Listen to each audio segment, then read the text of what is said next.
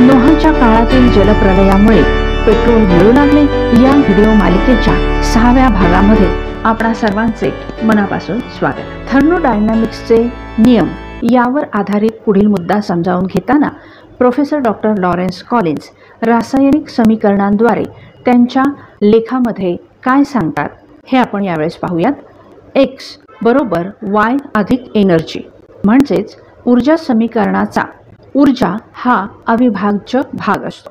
म्हणजेच रासायनिक अभिक्रियेत एकतर ऊर्जा निर्माण होते किंवा शोषली जाते, मगच समीकरण समतोल होत असते।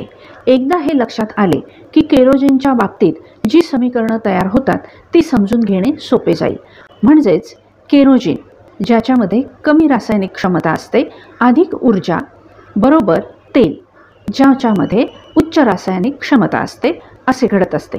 थर्मोडायनामिक्सचे हे नियम वापरून या तेल निर्माण प्रक्रियेमध्ये कोणते घटक आपण वापरले पाहिजेत हे विचारात घेऊन शास्त्रज्ञ या प्रक्रिया करत असतात।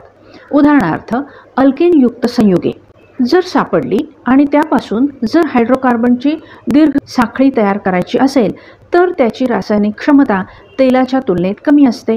जैविक प्रथिने, चरबी, कार्बोहायड्रेट्स सारखे घटक त्यात असतात, त्यामुळे हायड्रोकार्बनची दीर्घ साखळी तयार होऊ शकत नाही। त्यासाठी त्याला ऊर्जेचा पाठपुरावा करावा लागतो आणि अतिरिक्त दाबही टाकावा लागतो। म्हणजेच 50 ते 149 डिग्री तापमान या प्रक्रियेसाठी पुरेसे नाही।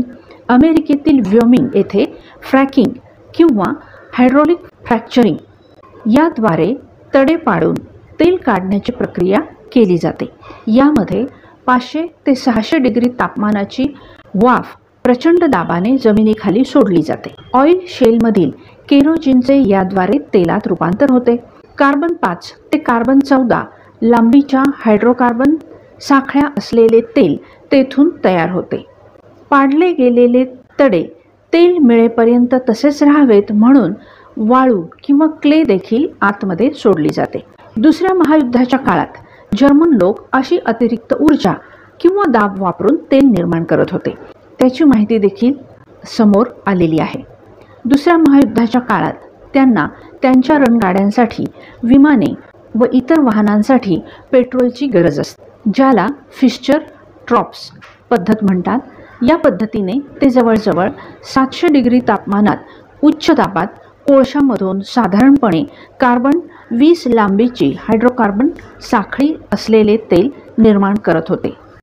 भूपृष्ठाजवळ सापडणारे तेल चंचल किंवा अस्थिर असते असे म्हटले तरी चालेल, कारण त्याला अस्थिर करणाऱ्या कोणत्याही गोष्टींच्या संपर्कात ते आले की लगेच ते अस्थिर होते।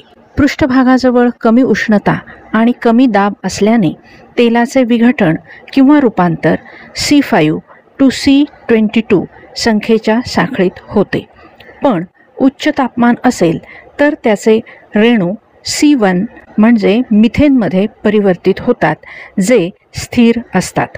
तेलाचे असे रूपांतर करणाऱ्या घटकांमध्ये जीवाणूंची भूमिका लक्षवेधक आहे। जीवाणूंमुळे तेल खराब होते, जसे की कच्चे तेल, पेट्रोल, रॉकेल इत्यादींचे रूपांतर पीच, पातळ डांबर किंवा घट्ट डांबरात ते करतात। मंडळी, कदाचित तुम्हाला आश्चर्य वाटेल, पण जमिनीखाली असणारे हे जीवाणू तेलाचे सेवन करतात बरं का। त्यातून त्यांना जगण्याची आणि प्रजोत्पादन करण्यासाठी ऊर्जा मिळते, आहे की नाही? ऐकावे ते नवलच। या चयापचयातून टाकाऊ पदार्थ म्हणून ते चक्क मिथेन वायूचे उत्सर्जन करतात।